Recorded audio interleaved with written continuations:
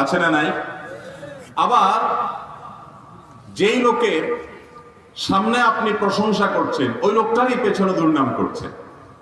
এই রোগগুলো আজ জনে জনে আমাদের মধ্যে আছে না নাই ভাই? সামনে প্রশংসা করছেন কিন্তু পেছনে যাওয়ার পর বা তার অগোচরে আপনি সুযোগ পেলে, চান্স পেলে বদনাম করছেন।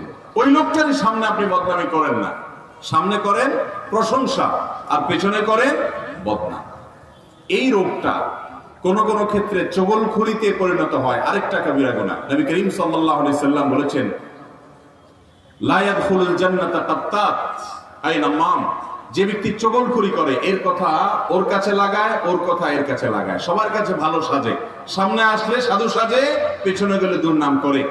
এই রোগের মানুষ, এই বদনামি করা মানুষ, একজনের কথা আরেকজনের কাছে লাগালাই করা মানুষ, সামনে গিয়ে আরেকজনের দুর্নাম, আবার তার কাছে গিয়ে এই লোকের দুর্নাম করা মানুষ, এরা কখনো জান্নাতে যেতে পারবে না। আপনি যদি জান্নাতি হতে হয়, মুত্তাকি হতে হয়, আপনি যদি আপনার আখলাকটাকে উন্নত করতে পারেন, যেই উন্নত আখলাক মিজানের পাল্লায় সবচেয়ে ভারী হবে। নবী করিম সাল্লাল্লাহু আলাইহি সাল্লাম বলেছেন, কোন আমল বান্দার উত্তম চরিত্রের মতো ওয়েটফুল হবে না কিয়ামতের ময়দানে। আর এই উত্তম চরিত্রের মধ্যে একটা চরিত্র হলো কারোর পেছনে দুর্নাম করব না। মানুষের পেছনে দুর্নাম করাটা কাপুরুষতা, এটা হলো এক ধরনের মুনাফিকের চরিত্র, ২ নম্বর মানুষের চরিত্র, অসৎ মানুষের কাজ, যে তার সামনে আসলে আপনি তার সাথে তাল মেলান, ভালো সাজেন, অথচ ওই লোকটারই পেছনে গিয়ে দুর্নামি করেন। কোন মুসলমান নিচু প্রকৃতির হতে পারে না, কোন মুসলমান ছোট লোক হতে পারে না, কোন মুসলমান তার মন মানসিকতার ভিতরে এই ধরনের নোংরামও থাকতে পারে না, অসততা থাকতে পারে না, মুনাফিকি থাকতে পারে না, ২ নম্বরই থাকতে পারে না। কিন্তু সেই চরিত্রগুলো আমাদের মধ্যে আছে না নাই? নামাজও পড়ছি, ওয়াজও শুনতেছি, কোরআন তেলাওয়াত করছি, কোরআন তেলাওয়াত শুনছি, দান দক্ষিণা করছি, অনেক ভালো ভালো কাজ করছি। যে ভালো কাজগুলো করছি সেগুলোর জন্য অবশ্যই আমি সাধুবাদ পাওয়ার উপযুক্ত। কিন্তু এই ভালো কাজগুলো করে আপনি তৃপ্তির ঢেকুর তুলবেন, আপনি তলে তলে এমন এমন হারাম কাজ করবেন যেটা যে হারাম সে সম্পর্কে আপনার ধারণাই নেই। ভাইরা আমার, এই দুশ্চরিত্র থেকে মুক্ত হওয়া খুব কঠিন একটা কাজ, খুব কঠিন একটা কাজ, কিন্তু সংগ্রাম করতে হবে। বিশেষ করে আসন্ন রমজানকে সামনে রেখে, যে আমরা কখনো কোনো মানুষের পেছনে তার দুর্নাম করব না। কারোর পেছনে যদি তার খারাপ গুণের কথা বলা হয়, কথাটা যদি সত্য হয়, তার নাম গীবত। তার নাম কি? এই গীবত এখন আমাদের কাছে ঘি ভাত হয়ে গেছে, খুব মজা লাগে। আরেকজনের দুর্নাম করতে খুব টেস্ট লাগে, তাই না? পুরা ঘি ভাতের মতো টেস্ট হয়ে গেছে। শয়তান আমাদের কাছে এটা সুস্বাদু করে দিয়েছে। ভাইরা আমার, আপনার সামনে কেউ যদি অন্য কারো দুর্নাম করেও, আপনি সেখান থেকে সরে যাবেন, পারলে তাকে থামিয়ে দিবেন, না হলে নিজে সরে যাবেন, কিন্তু কোনো অবস্থাতে তার সাথে তাল মেলাতে যাবেন। অনেক সামাজিকতা আপনাকে জাহান্নামে নিয়ে যাবে। কোন মন্দ কাজে কোনো প্রকার সামাজিকতা রক্ষা করা যাবে না। অতএব ভাইরা আমার, এই একটা চারিত্রিক সংশোধনী, এই একটা ক্যারেক্টারের কারেকশন যদি আপনি আনতে পারেন, আপনি জান্নাতের পথে অনেক দূর চলে যাবেন ইনশাআল্লাহ। আমি নিজেও এটার জন্য নিজের সঙ্গে নিজে যুদ্ধ করি, স্ট্রাগল করি। আপনাদের জন্য দোয়া করি, আমার জন্য দোয়া করবেন। আল্লাহ তাআলা আমাদের সবাইকে আমাদের চারিত্রিক এই ভয়াবহ অপরাধ, কবিরা গুনাহ, মানুষের সামনে তার প্রশংসা করা আর পেছনে তার বদনাম করা, এই বদভ্যাস থেকে আল্লাহ তাআলা আমাদেরকে বেঁচে থাকার তৌফিক দান করুন। সামনে প্রশংসা করা এটা কি খুব ভালো জিনিস? হাদিসে আসছে, নবী করিম সাল্লাল্লাহু আলাইহি ওয়াসাল্লাম বলেছেন, যে ব্যক্তি তোমার সামনে তোমার প্রশংসা করে, ওই ব্যক্তির মুখের উপরে মাটি মারো। কারণ সামনে প্রশংসা করলে ওই ব্যক্তির মনের ভিতরে অহংকার আসবে, ঠিক না? সে নিজেকে কিছু একটা মনে করবে এবং তার ভিতরে অহংকার আসবে। অতএব সামনে প্রশংসা করে তার ক্ষতি করা হলো। সামনে মানুষের দোষের কথা বলতে হয় মহব্বতের সাথে, বিনয়ের সাথে, ভদ্রতার সাথে, সৌজন্যতার সাথে, আন্তরিকতা এবং দরদ এবং মায়ার সাথে। যদি বলা হয় ভাই মনে কিছু করবেন না, আপনার সব ভালো, মাশাআল্লাহ, এই বিষয়টা একটু আপনি যদি একটু কারেকশন করেন, আপনি আরো ভালো হয়ে যাবেন। কৌশলে, হিকমার সঙ্গে, প্রজ্ঞার সঙ্গে, কোরআন এবং হাদিসের আলোকে আপনি সামনে দোষের কথা বলবেন আর পেছনে ওই লোকটারই অগোচরে অন্যদের কাছে তার প্রশংসা করবেন। তাহলে সমাজের সম্প্রীতি তৈরি হবে, ভালোবাসা তৈরি হবে, অন্যরা তার সম্পর্কে ভালো ধারণা তাদের মধ্যে তৈরি হবে, তাদের মধ্যে পারস্পরিক সৌহার্দ্য তৈরি হবে। আর সামনে প্রশংসা করলে ওই লোকটা অহংকারী হবে, দাম্ভিক হবে, পেছনে যদি তার বদনামি করেন, তাহলে তার সম্পর্কে সমাজের মানুষের ধারণা নষ্ট হবে এবং সমাজ ধ্বংসের দিকে যাবে। অতএব ইসলামের এই সুমহান সৌন্দর্য যদি আমাদের মধ্যে না আসে, তো আমরা কখনো ভালো মুসলমান হতে পারবো? আমরা নিজের সঙ্গে সংগ্রাম করবো তো ইনশাআল্লাহ। কারোর সামনে তার প্রশংসা নয়, প্রশংসা হবে পেছনে, আর দুর্নাম হবে সামনে। আমরা করি হুবহু উল্টা, সামনে আসলে পাম পট্টি দেওয়া ছাড়া আর কোনো কাজ আমাদের নাই। ভাই আপনার মতো মানুষ হয় না ভাই, কি বলেন ভাই? আর পেছনে গেলে তার 14 গোষ্ঠী উদ্ধার আমরা করি। আছে না এই রোগ আমাদের মধ্যে? এই রোগটা কোনো ছোটখাটো রোগ না ভাই, ক্যান্সারের মতো রোগ, ঈমান নষ্ট হওয়া, তাকওয়া নষ্ট হওয়ার মতো একটা রোগ, বান্দার হক সংশ্লিষ্ট একটা রোগ। কত হাজার মানুষের বদনামি করছেন, এই সমস্ত মানুষ আপনার বিরুদ্ধে কিয়ামতের ময়দানে বাদী হয়ে দাঁড়াবে, হাজার হাজার মামলার আসামি হয়ে যাচ্ছেন। অতএব ভাইরা আমার, এই ঠোঁট কন্ট্রোল করা শিখতে হবে, যে আমার দ্বারায় কারোর অধিকার নষ্ট হবে না, সামাজিক সম্প্রীতি নষ্ট হবে না। আল্লাহ তাআলা আমাকে আপনাকে আমাদের সবাইকে আমল করার তৌফিক দান করুন। গোটা সমাজ আজ তেলবাজে ভরে গেছে ভাই, সামনে শুধু কিভাবে তেল দিবে, কিভাবে পাম্প করতে দিবে, এই করা লোক সমস্ত জায়গায়, সব ক্ষেত্রে, অফিসে, আদালতে, রাস্তায় ঘাটে, ব্যক্তিগতভাবে, পারিবারিকভাবে, বিভিন্ন ভাবে দেখবেন যে মানুষ এই অপরাধের চর্চা করে। আছে না এই রোগটা আমাদের মধ্যে? ভাইরা আমার, তেলবাজ সামনে পাম্প করতে দিয়ে আলা মানুষ কখনো ভালো চরিত্রবান মানুষ হতে পারে না।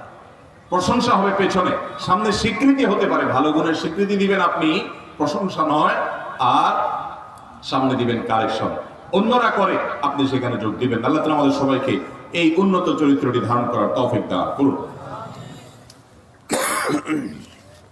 ভাই প্রশ্ন অনেক বেশি, আমি শুধুমাত্র ছোট্ট একটা আর্গুমেন্ট, একটা চারিত্রিক সংশোধনীর আহ্বান দিয়ে আমি প্রশ্ন উত্তরে চলে যাচ্ছি ইনশাআল্লাহ। বিসমিল্লাহ। প্রথম প্রশ্ন, বাথরুমের দরজায় বা বাথরুমে যাওয়া আসার দোয়া লিখে রাখা যাবে কি না? টয়লেটে ঢোকা এবং বের হওয়ার সময় দোয়া আছে না নাই? আমরা বেশিরভাগ মানুষ হুট করে বের হয়ে যাই, হুট করে ঢুকে পড়ি, অর্থাৎ ঢোকার আগে যে দোয়া আছে সেটার ব্যাপারে আমাদের তেমন কোনো খোঁজ খবর থাকে না। আজকাল তো আবার নতুন রোগ যোগ হয়েছে, সেটা হলো যে বিশেষ করে যারা নিয়মিত মোবাইলে মোনাজাত করেন, অর্থাৎ মোবাইল টিপাটিপি করেন, তারা বাথরুমে যেতে যেতে মোবাইল টিপতে টিপতেই ঢুকে, আবার দেখা যায় বের হতে হতেও ওইটা হাতে নিতে নিতেই বের হন। অথচ টয়লেটে দুষ্ট জিনের অবস্থান থাকে খুব বেশি, ঘরে ঘরে দেখবেন যে দুষ্ট জিনের প্রভাব মানুষের উপরে, এর ফলশ্রুতিতে মানুষ অসুস্থ হয়ে যাচ্ছে, কোনো ট্রিটমেন্টের কাজ হচ্ছে না। এগুলোর অন্যতম একটা কারণ হলো যে টয়লেট ব্যবস্থাপনার ক্ষেত্রে শরিয়ার যে মূলনীতি সেটা আমরা লঙ্ঘন করে চলেছি। এই জন্য টয়লেটে ঢোকার সময় নবী করিম সাল্লাল্লাহু আলাইহি ওয়াসাল্লাম দোয়া শিখিয়ে দিয়েছেন, আল্লাহুম্মা ইন্নী আউযু বিকা মিনাল খুবুথি ওয়াল খাবাইথ। দুষ্ট জিন, নোংরা জিন যেগুলো টয়লেটে থাকে, এদের প্রভাব মানুষের উপরে থাকে, এগুলা থেকে শুরুতে দোয়া পড়ে যদি আপনি প্রবেশ করেন, ইনশাআল্লাহ আল্লাহ তাআলা আপনাকে পরিপূর্ণ প্রোটেক্ট রাখবেন, পরিপূর্ণ সেভ রাখবেন, নিরাপদে রাখবেন। আবার বের হওয়ার সময় আপনি দোয়া করবেন গফরানাক, আল্লাহ তাআলার কাছে ক্ষমা প্রার্থনার দোয়া, শুধু গফরানাক, আর কোন কোন বর্ণনা অন্য আরো বড় শব্দ আসছে, কিন্তু অনেক বর্ণনায়, বিশুদ্ধ বর্ণনায় গফরানাক আসছে। তাহলে টয়লেটে ঢোকা এবং বের হওয়ার সময় দোয়া পড়াটা এটা আমার নিজের সেফটির জন্য, শুধু এই দোয়া নয়, যত দোয়া নবী করিম সাল্লাল্লাহু আলাইহি ওয়াসাল্লাম শিক্ষা দিয়েছেন এগুলো বেশিরভাগই আমাদের সেফটির জন্য কিংবা আল্লাহর কাছ থেকে গুরুত্বপূর্ণ কোনো জিনিস চাওয়ার জন্য। তো টয়লেটের যে দোয়া, এটা আমরা যদি ভুলে যাই, এই জন্য কেউ যদি টয়লেটের দরজায় স্টিকার মেরে রাখেন, আজকাল অনেক স্টিকার বের হয়েছে দোয়া, এগুলো যদি আপনি টয়লেটের দরজা লাগায় রাখেন কোনো অসুবিধা নেই, তবে ভেতরের দিকে লাগাবেন না। কেউ কেউ আবার ভেতরের দিকে লাগায়, ভেতরের দিকে লাগালে তো টয়লেটের মধ্যে আল্লাহর নাম লিখতে হবে, তো ওইটা করবেন না।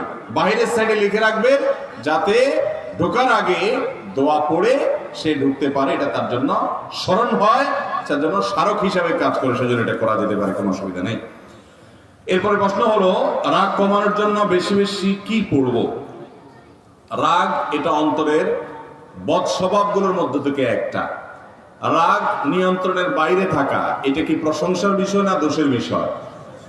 কিন্তু শয়তান আমাদের এই দোষের বিষয়টাকে আমাদের কাছে গুণের বিষয়ে পরিণত করেছে এবং এমন ভাবে উপস্থাপন করে আমরা নিজে নিজেকে অনেক কিছু মনে করি, কারণ আমি খুব রাগী। অনেক লোক আছে দেখবেন বলে যে ভাই আমি কোনো উল্টা পাল্টা দিকে আমার মাথা ঠিক থাকে না, আমার মাথায় আগুন ধরে যায়। ভাই আছে না এরকম লোক? ওনার মাথায় আগুন ধরে যায়। মাথায় আগুন ধরাটা কি ভালো কিছু? এটা তো ভালো কিছু হতে পারে না। কিন্তু উনি এমন ভাবে বলে যে উনি বিশাল একজন গুণী মানুষ, উনি কোনো উল্টাপাল্টা দেখতে পারেন না, অথচ তিনি নিজে অনেক উল্টাপাল্টা, অনেক অপরাধ, অনেক গুনাহের কাজ করেন ঠান্ডা মাথায়, শুধু আরেকজনটা দেখলে মেজাজটা গরম হয়। আছে না এই রোগের রোগী? ভাইরা আমার, নিয়ন্ত্রণহীন রোগ, নিয়ন্ত্রণহীন রাগ, ক্রোধ, এটা চারিত্রিক দুঃস্বভাবগুলোর মধ্য থেকে একটা। এই ভেতরটাকে যদি আপনি পরিচ্ছন্ন না করেন, শুধু বাহির সাজালে আপনি আল্লাহর কাছে প্রিয় মানুষ হতে পারবেন না। আল্লাহ তাআলা কোরআনে বলেছেন, ওয়াযারু যাহিরাল ইসমি ওয়া বাতিনা, বাহ্যিক গুনাহ যেগুলো দেখা যায় এগুলো পরিহার করো, আর কিছু আছে ভেতরের গুনাহ দেখা যায় না, অন্তরে হয়, মনে মনে হয়, সেগুলোও পরিহার করো।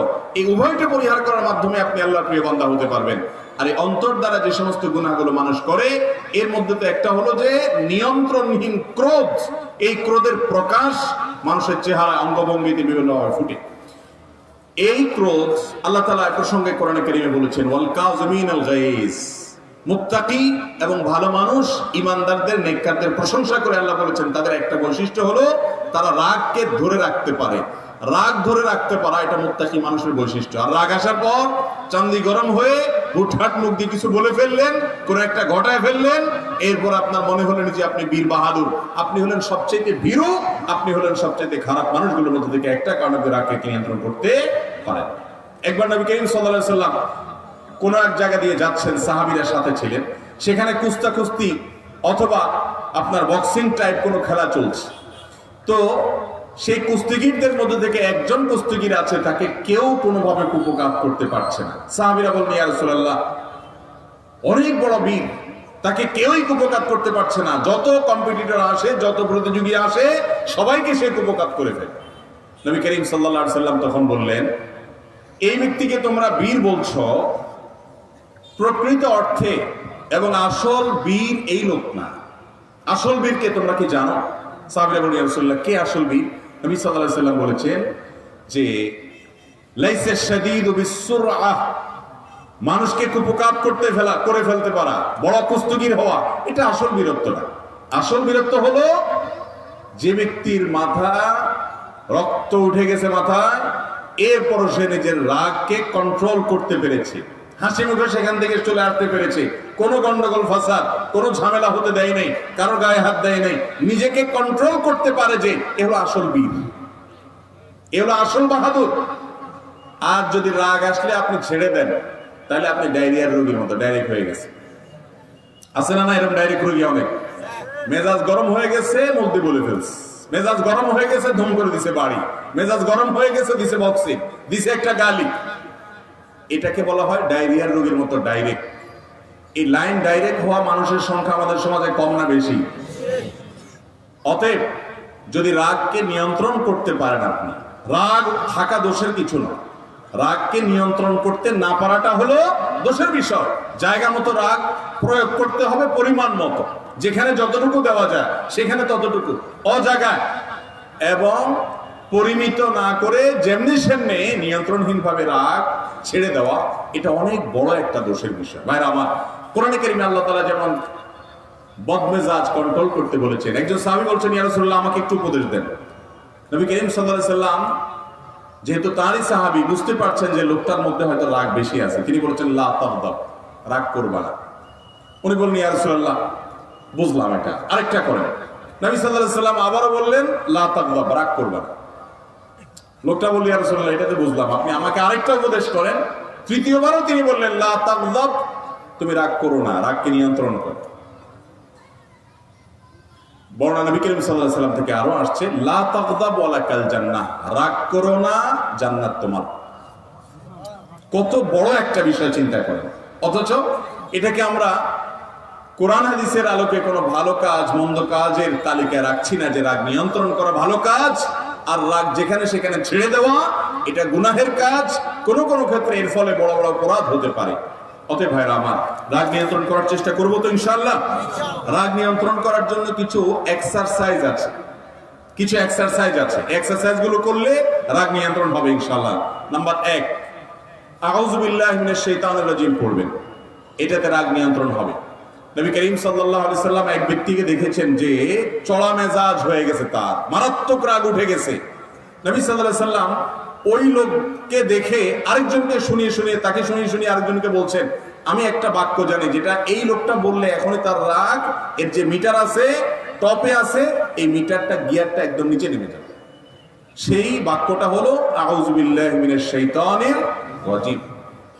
দেখেন নবী করিম সাল্লাল্লাহু আলাইহি সাল্লামের ট্রিটমেন্টে সমাজ সংশোধন করার পদ্ধতি দেখেন। তিনি যদি ওই রাগান্বিত ব্যক্তির কাছে যায় বলতেন, এই ভাই তোমার রাগ উঠে গেছে মাথায়, তুমি তো এখন উল্টাপাল্টা করে ফেলবা, তোমার গুনাহ হবে, তুমি এক কাজ করো আউযু বিল্লাহি মিনাশ শাইতানির রাজিম পড়ো, এটা পড়লে তোমার রাগ থেমে যাবে। এটা যদি ওই লোককে নবী করিম সাল্লাল্লাহু আলাইহি সাল্লাম ওই টাইমে গিয়ে বলতেন, রাগের মাথায় সে যদি নবীজির সামনেও বেয়াদবি করে বলতো রাখেন আপনি, তাহলে সাথে সাথে সে বেঈমান হয়ে যাওয়ার আশঙ্কা ছিল কি ছিল না? এই জন্য নবী করিম সাল্লাল্লাহু আলাইহি সাল্লাম তার সঙ্গে কোনো কথা বলেন নাই। তার কানে যেন আওয়াজ যায়, তাকে শুনিয়ে শুনিয়ে কেমন যেন তিনি অন্যজনের সাথে কথা বলছেন সেইভাবে কথা বলেছেন, তাতে তার কাজও হয়ে গেছে এবং কোনো প্রকার অসুবিধাও হয় নাই। এটা হলো সমাজ এবং ব্যক্তিকে সংশোধন করার নবী করিম সাল্লাল্লাহু আলাইহি সাল্লামের কৌশল এবং পদ্ধতি। আজকাল কয়জন আমরা এভাবে খেয়াল করি? ভাইরা আমার, আল্লাহ কোরআনে বলেছেন ইম্মা ইয়ানসাগান্নাকা মিনাশ শাইতানি নাজগুন ফাস্তাইজ বিল্লাহি মিনাশ শাইতানির রাজিম। মানুষের মধ্যে রাগ এটা শয়তান সৃষ্টি করে, যাতে করে নিয়ন্ত্রণহীন রাগ না করি সেজন্য আল্লাহর কাছে শয়তান থেকে পানা চাওয়া এক নম্বরের আমল।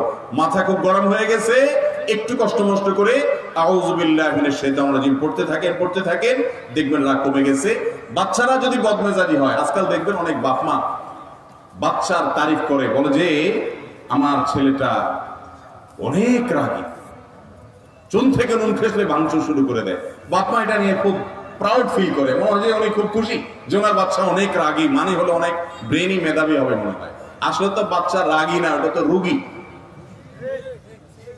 গেমস ইত্যাদি দেখতে দেখতে, কার্টুন ইত্যাদি দেখতে দেখতে দেখতে দেখতে এমন ক্রেজি হয়েছে। আমি একটা কথা প্রায় বলি, আমরা ছোটবেলায় বাচ্চা কাচ্চা দেখেছি, এখনো দেখছি। ছোটবেলায় যে সমস্ত বাচ্চা কাচ্চা আমরা দেখছি, যখন স্মার্টফোনের এত ব্যবহার ছিল না, তখন বাচ্চা কাচ্চা এত বেয়াদব ছিল না, তখন বাচ্চা কাচ্চা এত ক্রেজি ছিল না, বাচ্চা কাচ্চা এত অসুস্থ ছিল না। এখন এখন ছোট ছোট পোলাপায় চুলের থেকে নুন খসলে ভাঙচুর, মারামারি কাটাকাটি, এর দিকে লাথি, ওরে থুতু, ফাইট ছাড়া কিছু নাই। কারণ মোবাইলে যে গেমস, কম্পিউটার যে গেমস সে দেখে, গেমসগুলোতে সারাদিন দেখে, সামনে যে আসে টুস টুস মেরে সব শেষ করে ফেলে। সে মারামারি কাটাকাটি ছাড়া কিছু দেখে নাই, শিখে নাই। এই জন্য দেখবেন বাসায় কোনো গেস্ট আসছে, মেহমান আসছে, সেখানেও দেখবেন যে এরকম করে আঙ্কেলকে পিস্তল তাক করে আছে না নাই? ভাইরা আমার, বাচ্চাগুলোকে আমরা অসুস্থ বানিয়ে ফেলছি এগুলো দিয়ে। যাই হোক, তো ক্রেজি হয়ে যাচ্ছে বাচ্চারা বদমেজাজি হয়ে যাচ্ছে। আগে বাচ্চারা এত বদমেজাজ ছিল না, এগুলো আমাদের হাতের কামাই। যাই হোক, বাচ্চাদের বদমেজাজ দূর করার জন্য এই আমলটি খুবই ফলপ্রসূ, যে তাদের খাবারে ফু দিবেন, আউযু বিল্লাহি মিনাশ শাইতানির রাজিম 7 বার পড়বেন, 3 বার প্রয়োজন সংবার পড়বেন, পড়ে ফু দিবেন, এটা খাওয়াবেন, ইনশাআল্লাহ তার বদমেজাজি আস্তে আস্তে কমবে। তবে এদিকে যদি গেমস খেলানোর ভিতরে তাকে চালু রাখেন, অব্যাহত রাখেন, আর এদিক দিয়ে আউযুবিল্লাহ পড়েন, তাহলে কাটাকাটি হয়ে যাবে, কাজের কাজ কিছুই হবে না। কথা কি বুঝাতে পারছি? এই জন্য ওই অপকর্মটা বন্ধ করতে হবে, আউযুবিল্লাহ বেশি করে পড়তে হবে। এর মাধ্যমে কি হবে? রাগ কমে যাবে ইনশাআল্লাহ। রাগ কমানোর জন্য দ্বিতীয় আমল হলো অবস্থার পরিবর্তন করা। এটাও হাদিসে নির্দেশিত একটি আমল, এবং এই আমলটি আপনি জীবনে 2-4 বার পরীক্ষা করে দেখেন, অসম্ভব উপকারী এবং তৎক্ষণাৎ উপকারী একটা আমল। সেটা হলো নিজের অবস্থার পরিবর্তন। অবস্থার পরিবর্তন মানে ধরুন আপনার রাগ এসেছে এক জায়গায়, একটা দোকানে আপনার মেজাজ গরম হয়েছে, আপনি সেখান থেকে যদি একটু বের হয়ে যান, দেখবেন রাগ কমে গেছে। আপনার দান অবস্থা রাগ আসছে, আপনি যদি বসে যান রাগ কমে যাবে। বসা অবস্থা রাগ আসছে, লম্বায় শুয়ে যান, দেখবেন রাগ কমে গেছে। সাধারণত রাগী ব্যক্তিতে এক ধরনের রুগী, এই রুগী বেচারা নিজে বুঝে না কি করতে হবে, তখন যদি অন্য কেউ হাত ধরে বলে, ভাই চলুন এখান থেকে বাইরে আসেন, আপনি অন্য জায়গায় নিয়ে যাই, কোন রকম টেনে অন্য জায়গায় নিয়ে যান, দেখবেন যে রাগের মিটার আসতে কমে গেছে। অতএব রাগ নিয়ন্ত্রণ করার জন্য অবস্থা এবং জায়গার পরিবর্তন এটা উপকারী। নাম্বার 3, যে কোনো ঝগড়া বিবাদ পরিহার করা, এটা খুব সওয়াবের কাজ না? ঝগড়া করা সওয়াবের কাজ। নবী করিম সাল্লাল্লাহু আলাইহি সাল্লাম বলেছেন, এক ব্যক্তি সত্যের উপরে প্রতিষ্ঠিত, তারপরেও অহেতুক ঝগড়া বিবাদ যদি পরিহার করে, আমি তার জন্য জান্নাতের সেন্টার পয়েন্টে একটা প্রাসাদের দায়িত্ব নিলাম।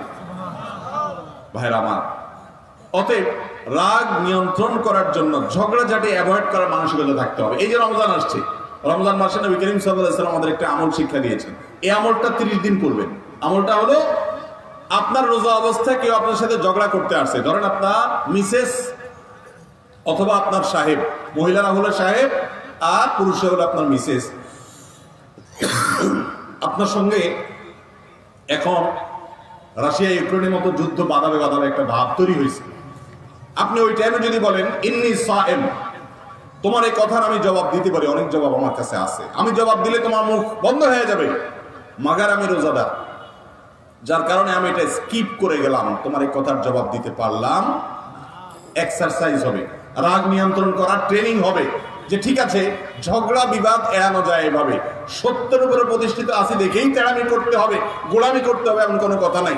এই যে ফেসবুক, সুবহানাল্লাহ, শয়তান আমাদেরকে নেক্সট সুরাতে ধোঁকা দেয় যে আমি লড়াই করতেছি, ফেসবুক মুজাহিদ আছে না কিছু, অযথা কোন একটা মাসআলা নিয়ে মত পার্থক্য আছে আরবদের মধ্যে, নিজের মুসলমান ভাই বিরুদ্ধে লেগে গেছে, লড়াই করতেছে, ফেসবুকে তর্ক বিতর্ক করতেছে, পাল্টা উত্তর দিচ্ছে, এগুলো দিতে দিতে দিতে দিতে মেজাজ গরম করছে, কটু কথা বলছে, উনি মনে করতেছেন ইসলামের খেদমত করছে, আসলে উনি ইসলামের 12টা বাজাচ্ছে। আছে না নাই ভাইরা আমার? অতএব ঝগড়া বিবাদ এড়ানো, এটার রাগ নিয়ন্ত্রণ করার অনেক বড় একটা বিষয়। 4 নম্বর আমার হলো অজু করা। অজু করার মাধ্যমেও রাগ নিয়ন্ত্রণ করা যায়। খুব বেশি মেজাজ গরম হয়েছে, একটু হাত মুখে পানি দিয়ে দেন, দেখবেন রাগ হলে কিন্তু শরীর গরম হয়ে যায়। অজু করেন, দেখবেন ইনশাআল্লাহ রাগ কমে যাবে। 5 নম্বর হলো রাগ নিয়ন্ত্রণের উপকারিতাগুলো চিন্তা করবেন। আর রাগ নিয়ন্ত্রণ না করার কারণ থেকে নবী করিম সাল্লাল্লাহু আলাইহি ওয়াসাল্লামকে তিনি জিজ্ঞাসা করেছেন, ঠিক এই প্রশ্নটা করেছেন যে ইয়া রাসূলুল্লাহ, আমার চুল আমি বাঁধি, এগুলোতে যে গিরা থাকে আমি বাঁধি, এই খোপা আমার খোলা লাগবে কিনা? তখন নবী করিম সাল্লাল্লাহু আলাইহি ওয়াসাল্লাম তাকে বলেছেন, না, এটা তোমার জন্য খোলা আবশ্যক নয়, বিশেষ করে যদি গোড়া পর্যন্ত পানি এমনিতে পৌঁছা যায়, তাহলে সেক্ষেত্রে বেনি খোলা ছাড়াও ফরজ গোসল মেয়েরা করতে পারবেন এবং তিনি খুলেও গোসল করতে পারবেন। বিশেষ করে গোড়া যদি পৌঁছা যায় তখন আর খোলাটা জরুরি নয়। ইচ্ছাকৃতভাবে নামাজ বারবার ছেড়ে দিলে বা না পড়লে কি ঈমান থাকে? ভাইরা আমার, নামাজ ইচ্ছাকৃতভাবে ঠান্ডা মাথায় যদি কোন মুসলমান না পড়ে, সেই ব্যক্তিকে অনেক ইমাম, অনেক স্কলারগণের গবেষণা অনুযায়ী ইসলামী শরিয়ার দৃষ্টিকোণ তারা যেভাবে ব্যাখ্যা করেছেন, কোরআন হাদিসের আলোকে তাদের যে ইস্তেহাদ তারা পেশ করেছেন, তার আলোকে তার ঈমান থাকবে না, সে ইসলাম থেকে খারিজ হবে, অমুসলমান হয়ে যাবে। এর বিপরীতে ইমাম আবু হানিফা রাহমাতুল্লাহি আলাইহি সহ অনেক ইমামের মত হলো, যদি কেউ ইচ্ছাকৃত নামাজ না পড়ে কিন্তু তার মধ্যে অপরাধ বোধ থাকে যে আসলে নামাজটা পড়া উচিত, আমি না পড়ে ভুল করছি, ইনশাআল্লাহ ধরে ফেলবো, ইনশাআল্লাহ শুরু করবো, আল্লাহ আমাকে মাফ করো, এই মেন্টালিটি নিয়ে যদি কেউ নামাজ ত্যাগ করে, তাহলে সে আল্লাহর জমিনে সবচেয়ে বড় খারাপ কাজ করলো, সবচেয়ে বড় কবিরা গুনাহ করলো নামাজ ত্যাগ করার মাধ্যমে, শিরকের পরে সবচেয়ে বড় পাপ। কিন্তু এর ফলশ্রুতিতে লোকটা কাফের হবে না, যেহেতু তার মধ্যে নামাজ পড়া যে আবশ্যক এই বিশ্বাস তার অন্তরে আছে। সেজন্য এই এক ফতোয়া, এটার কারণে আমরা অনেকে বেঁচে গেছি। কিন্তু মনে রাখবেন, নামাজ না পড়া এটা অমুসলমানের চরিত্র, এটা কোনো মুসলমানের চরিত্র হতে পারে। মুসলমান অনেক উল্টাপাল্টা করতে পারে, হয়তো শয়তানের প্ররোচনা প্ররোচিত হয়ে করে ফেলেছে, এটা হতে পারে, কিন্তু মুসলমান ঠান্ডা মাথায় নামাজ পড়বে না, এটা হতে পারে না। অতএব ভাইরা আমার, নামাজ পড়তে হবে। মুসলমানের মার্কাই হলো মসজিদে যাওয়া, নামাজ পড়া পুরুষ মানুষ, আর মসজিদে যান না, নামাজ পড়েন না, এটা মুনাফিকের মার্কা, বেঈমানের মার্কা। আল্লাহ তাআলা আমাদেরকে নিয়মিত 5 ওয়াক্ত নামাজ পড়ার তৌফিক দান করুন। এরপরে প্রশ্ন হলো, তারাবির নামাজে 4 রাকাত পর পর দোয়া পড়ার বিষয়টি কি জরুরি? তারাবির নামাজে 4 রাকাতের পর পর যে দোয়া আছে, সুবহানাজিল মুলকি ওয়াল মালাকুতি, আমি এতটুকু পারি, অবশ্যই পরেরটা পারি না। তো এই দোয়া কোন হাদিসে নবী করিম সাল্লাল্লাহু আলাইহি ওয়াসাল্লাম থেকে বর্ণিত হয় নাই। তারাবির নামাজ 4 রাকাত পরে যে টাইমটা ব্রেক দেওয়া হয়, একটু লেট করা হয়, এটা রেস্টের জন্য হয়। আপনি তো নামাজের মধ্যে হাফেজ সাহেব তেলাওয়াত করছে, আপনি তো চুপচাপ দাঁড়ায় ছিলেন, শুনছেন, তাই না? পুরা এক পারা তেলাওয়াত আপনি শুনলেন পুরা নামাজের মধ্যে, তারাবিতে দাউদের পারা শুনলেন, তো আপনি খুব একটা কাজ করেন নাই, তো কাজ যা করার হাফেজ সাহেব করছে আপনি শুনছেন, ততক্ষণ তো আপনি আরামে ছিলেন। সালাম ফেরানোর সাথে সাথে 4র্থ রাকাতের পরে আপনি সুবহানাল মুলকি ওয়াল মালাকুতি বলে টান দিলেন, তাহলে আপনার এটা আরাম হলো না ব্যারাম হলো? আরো এটা তো আরো ডিউটি হলো। তো এই ডিউটি আসলে কোরআন হাদিস দ্বারা বর্ণিত নয়। আমাদের দেশে অনেক মানুষ এখনো তারাবির নামাজ পড়তে বললে বলে, হুজুর এখনো দোয়া মুখস্থ হয়নি। আছে না নাই কপাল পোড়া, দোয়া মুখস্থ হয় না। কিসের দোয়ারে ভাই? 4 রাকাতের পর কোনো দোয়াই নেই হাদিসে। আপনি দোয়া মুখস্থ হয় না দেখে নামাজ পড়ছেন না। 4 রাকাতের পরে গ্যাপ দিয়ে এই টাইমে একটু নাস্তা, একটু চা পানি, একটু রেস্ট, একটু উঠা বসা, কোমর ব্যথা দূর করা, ওযু লাগলে ওযু করা, এগুলোর জন্য এই গ্যাপটা দেয়া হয়েছে। কিন্তু আমরা ওইটাকে ওই সুবহানাল মুলকে পড়ার পেছনে লাগাই, যেটা কোনো হাদিসে বর্ণিত হয়নি। মনে রাখবেন, কোরআন এবং হাদিসে যদি কোনো আমল বর্ণিত না হয়, সেটা যদি আমরা আবশ্যক বা সিস্টেম বানিয়ে নেই, তাহলে সেটা বেদাত পর্যন্ত যেতে পারে। অতএব এই বিষয়ে আমাদেরকে সাবধান থাকতে হবে। এরপর প্রশ্ন হলো, রোজা রেখে থুতু গিললে কি রোজা হবে? দেখেন, আমাদের দেশে যারা নতুন রোজা রাখে, বিশেষ করে কিশোর এবং বালক বয়সের পোলাপাইন, দেখবেন রোজা রাখার পর প্রথম ঘন ঘন কেউ থুতু ফেলে। খেয়াল করছেন? একটু পরপরই ঘর থেকে বাইরে হয়ে যায়, বাইরে যে থুতু ফেলে আসে, বেসিনে চলে যায়, বেসিনে যে থুতু ফেলে আসে। নতুন রোজাদার হলে একটু বেশি করে। আর যারা খুব বেশি প্র্যাকটিসিং না, রোজার মাঝে অত গভীরভাবে জানে না, তারাও একটু বেশি থুতু ফেলে, দেখবেন ঘন ঘন থুতু ফেলে। অথচ রোজা রেখে থুতু গিললে রোজার কোনো ক্ষতি হবে না। থুতু এটা আপনার ন্যাচারাল একটা বিষয়। থুতু যদি আপনি টোটালি ফেলতে থাকেন, একটু না গিলেন, আপনি বাঁচবেন? মানুষ যদি বাঁচবে না, গলা শুকিয়ে মারা যাওয়ার অবস্থা তৈরি হবে। অতএব থুতু গিললে রোজার কোনো ক্ষতি হয় না। ভাইরা আমার, এখান থেকে একটা শিক্ষার বিষয় আছে, সেটা হলো রোজা রেখে নিজের থুতুটা গেলা, যেটা হালাল নরমাল ন্যাচারাল একটা বিষয়, সেটা পর্যন্ত আপনি গিলবেন কি গিলবেন না প্রশ্ন দিয়েছেন। তার মানে আপনার মধ্যে ভয় আছে যে আল্লাহ, রোজাটা যেন কোনোভাবে না ভাঙে। পান করব না, আহার করব না, একটু এক ঢোক পানি পান করব না, পিপাসা আছে, হাতের কাছে পানিও আছে, চাহিদাও আছে, যোগানও আছে, তারপরও আমি সেটা করছি না, কারণ আল্লাহ নিষেধ করেছে। মানুষের সামনেও করছি না, একাকিও করছি না। রোজা আমাদেরকে ট্রেনিং দেয় যে তোমার সামগ্রিক জীবনে এভাবে হারামের হাতছানি আসবে, তোমার টাকার দরকারও হবে, দুর্নীতি করার সুযোগও আসবে, তারপরে তুমি সেটাকে না বলবা। এটাই হলো রোজার শিক্ষা। রোজা তোমাকে সে ট্রেনিং দেয়। যেই লোক থুতুটা পর্যন্ত গিলবে কিনা সেটা নিয়ে টেনশনে আছে, মাসালা জিজ্ঞাসা করে, সেই লোক আবার রমজান পরে কিভাবে হারাম খায়?